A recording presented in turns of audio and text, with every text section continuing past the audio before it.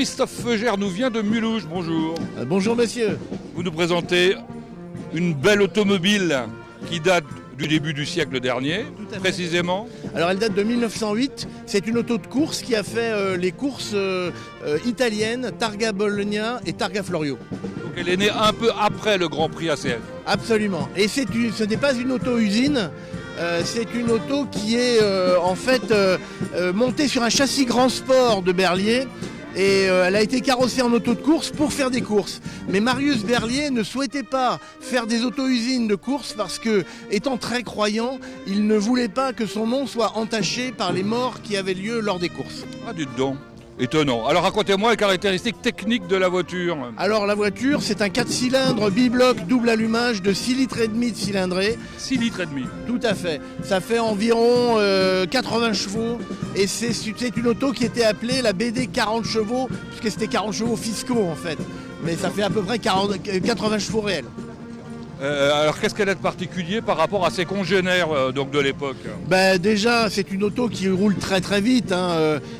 Sur la quatrième, on atteint des vitesses de l'ordre de 150-160 km/h. Donc il faut imaginer qu'à l'époque, la plupart des véhicules de route standard roulaient plutôt vers 40. Donc on est vraiment en présence d'une auto type Formule 1, mais du début du siècle. Comment elle a pu traverser les années? Elle paraît toute jeune là. Alors en fait, cette auto a été complètement restaurée en mécanique et aussi en carrosserie. Et donc en fait, il y a 5 ans de travail sur la voiture pour qu'elle puisse fonctionner à merveille comme maintenant. Et elle a été restaurée il y a combien de temps? 5 ans. D'accord.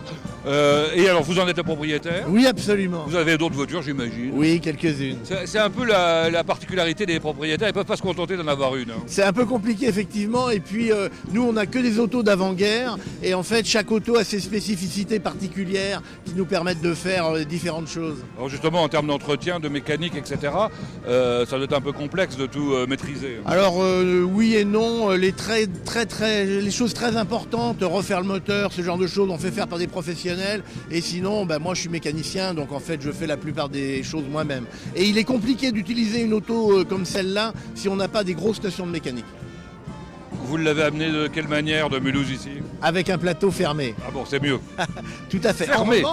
En revanche, nous avons déjà fait des grands rallyes de 300-400 km sur plusieurs jours. On roule de temps en temps avec des copains anglais qui ont des autos de ce type, avec des transmissions à chaîne comme ça, et il nous arrive de faire 300 ou 400 km, voire même 200 km dans la journée. Ça consomme quel type d'essence? Alors c'est de l'essence du samplon 98 standard, qu'on additive avec de l'essence 2 temps à 0,5%. Le seul petit bémol, c'est que la consommation est assez importante. De l'ordre? 50. Non. Si. Ah oui, quand même.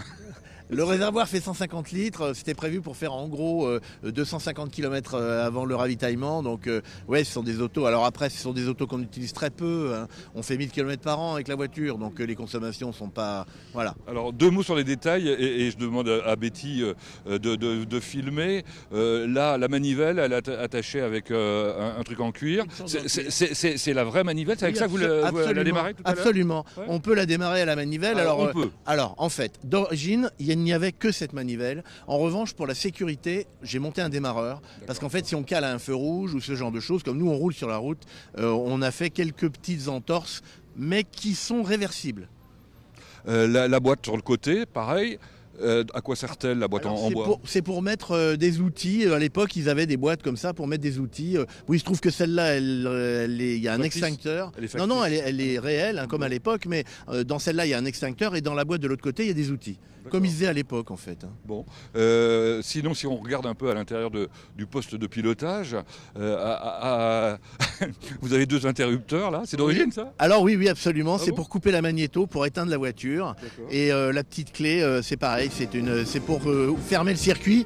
Les pompes, c'est pour pomper, pour mettre de la pression dans le réservoir, puisqu'en fait, le réservoir n'est pas en charge. Donc c'est la pression au-dessus de l'essence qui pousse l'essence dans les carburateurs. Donc pendant qu'on roule, de temps en temps, il faut pomper.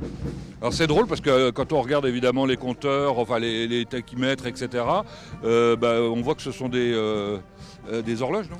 Alors il y a effectivement il y a au moins une horloge chez Lip. Oui, tout à fait, c'est une Lip d'époque de 1905, avec l'inscription Berlier à l'intérieur, puisque Lip avait un accord avec Berlier pour faire de la pendule dans leur voiture de luxe. Et puis le reste, il y a des pressions d'essence, pression d'huile, et puis il y a un régulateur automobile ici qu'on peut défaire. On avait l'impression que c'était une horloge justement. Oui. Voilà, c'est un régulateur automobile qui était utilisé. La caméra. Qui était utilisé par le mécanicien, il fonctionne, il est à l'heure, qui était utilisé par le mécanicien pour compter les heures, les tours et tout ça. Voilà. Incroyable. Il s'en saisissait, il le remettait en place sur le tableau de bord ensuite. Alors j'imagine que vous avez vu les détails avec les images que vous a fait Betty, le marchepied signé Berlier, à l'intérieur également Berlier et Lyon. Alors on rappelle que Berlier c'était une grande marque de camions ensuite. Alors ils ont fait dans un premier temps des voitures, puis effectivement des camions et ils ont terminé leur carrière avec des camions seulement. Les plus jeunes ne connaissent pas évidemment. Vous avez des pneus, alors ce sont des pneus de chez... C'est des pneus Excelsior, c'est anglais. Anglais, qui sont fabriqués encore aujourd'hui? Oui, absolument. Et justement, d'habitude, c'est équipé de Michelin, ces voitures. Mais le problème, c'est que maintenant, il n'y a plus... Michelin ne fabrique plus ce type de pneus. Il n'y a que les Anglais qui continuent à fabriquer ce type de pneus.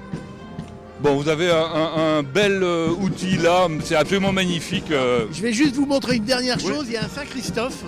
Vous voyez, au milieu. On l'a aperçu au milieu. Voilà, et alors ça c'est parce qu'à l'époque il fallait que quelqu'un protège la voiture et ils avaient pensé que Saint-Christophe c'était une bonne idée. Pourquoi pas. Merci Christophe d'ailleurs. Mais je vous en prie, avec plaisir.